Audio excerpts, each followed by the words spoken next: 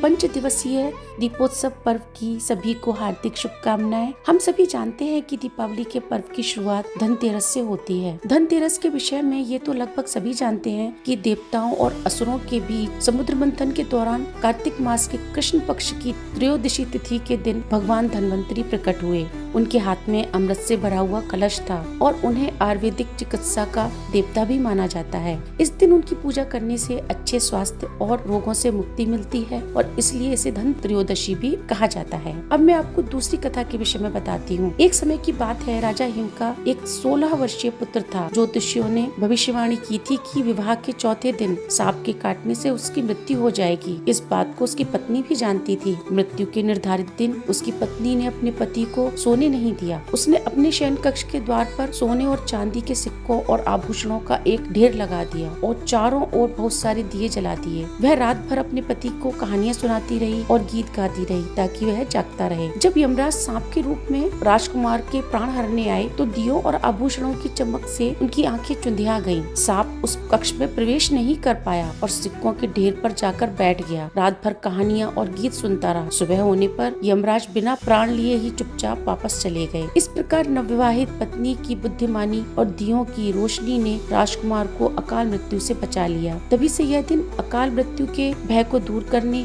और दीर्घायु के लिए मनाया जाने लगा। इसलिए धनतेरस की शाम को यमराज के लिए भी एक दीपक घर के बाहर जलाया जाता है। आज के समय में मृत्यु की अनिश्चितता को देखते हुए हमको भगवान यमराज को दीपदान अवश्य करना चाहिए।